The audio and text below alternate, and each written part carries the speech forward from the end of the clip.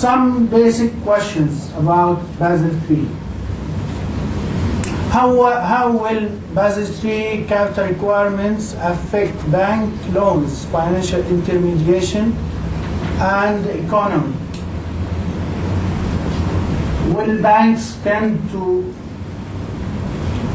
not lend because of the cost of capital?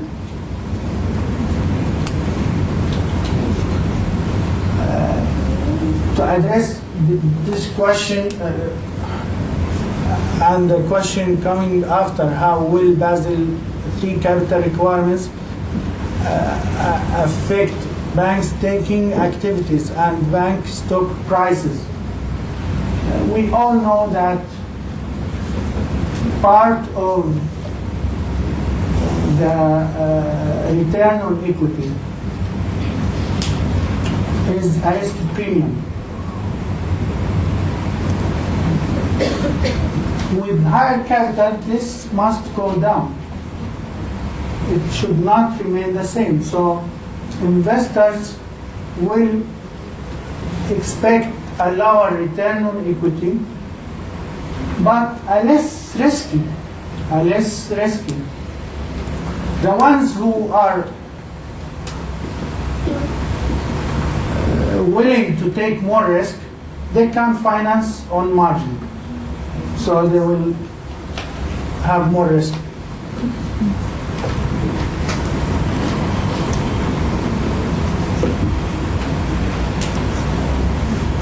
How will Basel III capital requirements influence banks' capital raising? Will stock markets have capacity enough to absorb banks' capital raising pressures?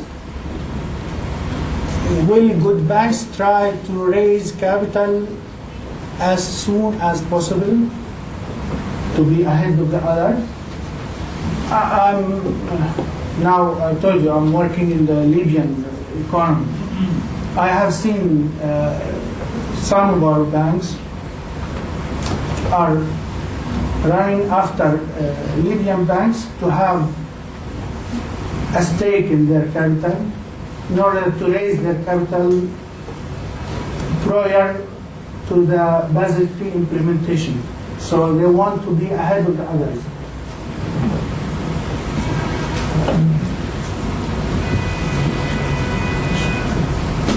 And how will Basel III capital requirements influence shadow banking? What we mean by shadow banking,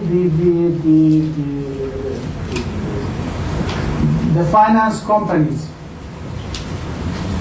I don't recall names from the market, but these companies which finance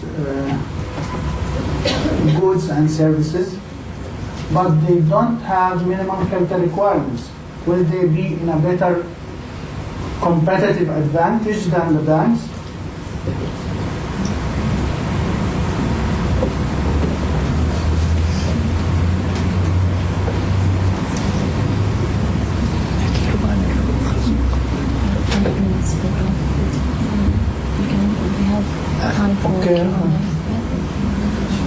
The Basel Committee response to the financial crisis, this is from the report of the G20, October 2010.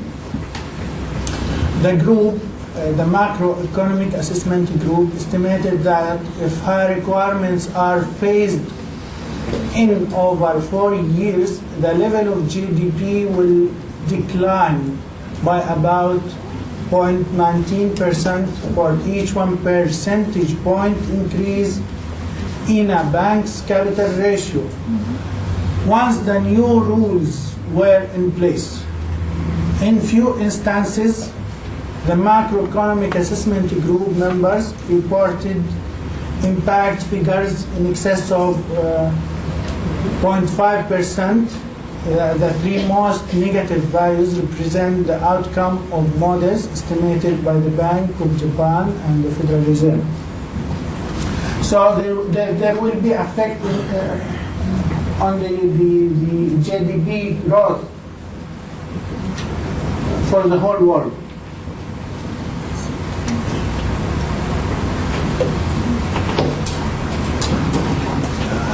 Some basic questions about Basel III liquidity standards. How will minimum liquidity standards influence banking sector in each jurisdiction?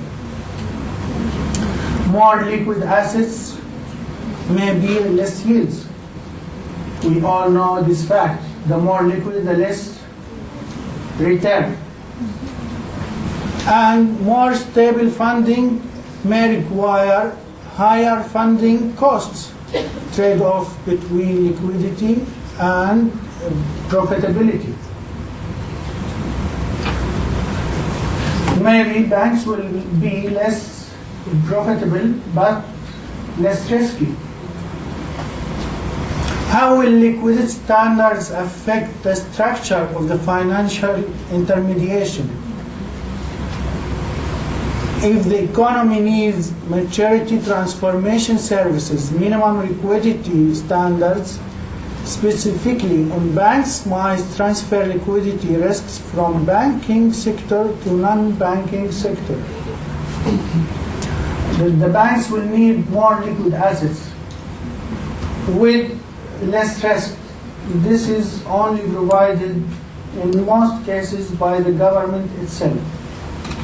So if the government does not have a budget deficit, why should the government issue public debt?